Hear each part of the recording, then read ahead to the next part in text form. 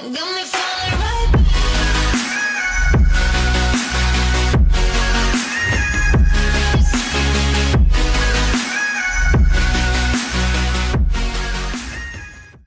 Hi everyone, it's me again. It's Ade. I still can't get used to waving at the camera, but yeah, that's fine. I hear it's polite to wave at the camera. So hi, it's me again, and today we're talking about the courage to actually carry out your purpose.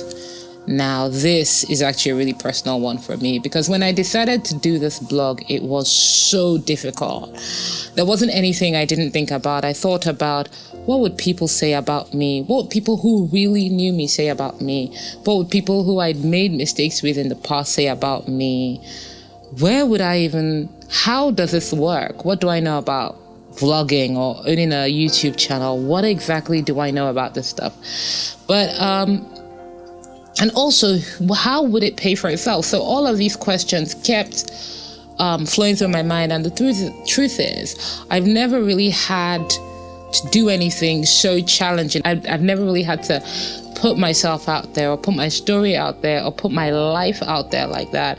And so there are a lot of things I thought about for a week, and I'm not joking. For about a week to 10 days, I was properly tormented on could I really do this? Should I really be doing this? And it was tough. It was really hard.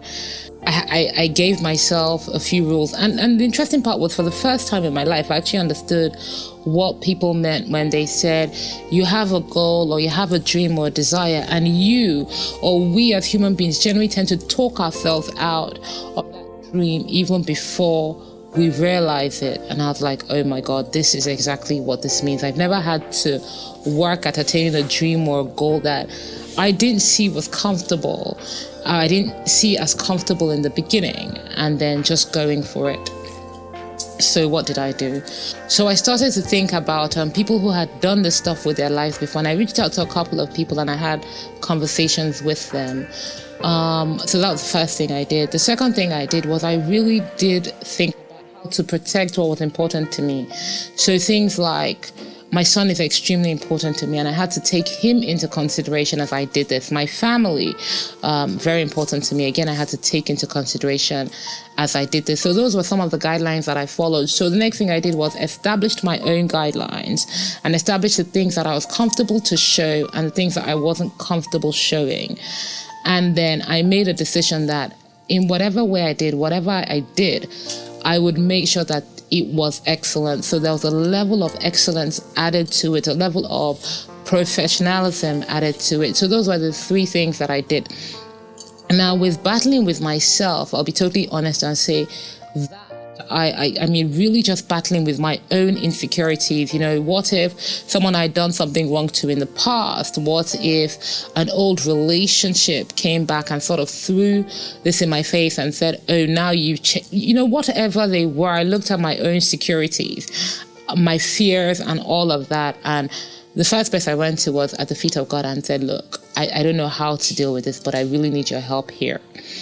And I think this was on a Friday, and Saturday I was watching TV and Coach Carter came up, and I just thought, okay, let me watch Coach Carter. And through watching Coach Carter and watching what Samuel L. Jackson got those boys to achieve. So if you haven't watched Coach Carter, it's basically it's a really inspirational movie about a basketball team that got their dream of playing at the state finals, even though they didn't end up winning, but their journey in itself was humongous and they were heavily celebrated. And how boys that nobody thought anything could come out of went on to college or university and got really good degrees and got the help for their lives through the guidance of their coach, who stuck by his own values despite opposition. And that's generally what Coach Carter is about. But as I watched Coach Carter and watched this story of strength of these boys, a poem came to me, and I'm going to share it with you guys. And it says, our deepest fear is not that we are inadequate. Our deepest fear is that we are powerful beyond measure. It is our light, not our darkness, that most frightens us. We ask ourselves, who am I to be brilliant, gorgeous, talented, fabulous? Actually, who are you not to be? You're a child of God. Your playing small does not serve the world. There is nothing enlightened about shrinking so that other people won't feel insecure around you. We're all meant to shine as children do. We were born to make manifest the glory of God that is within us. It is not just in some of us, it is in everyone. And as we let our light shine, we unconsciously give other people permission to do the same. As we are liberated from our own fear, our presence automatically liberates others. I heard this and I was blown away. And I know what was weird was it wasn't the first time I was watching Coach Carter. It wasn't the first time I was seeing this, but this really struck me at the point when I seemed to need it the most.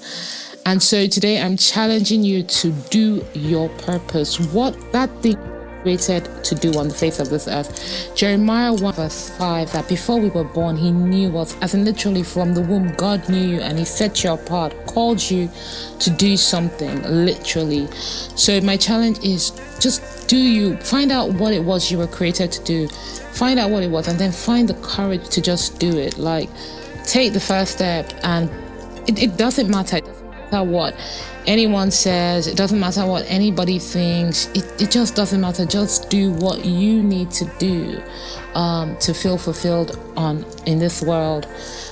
So that's me.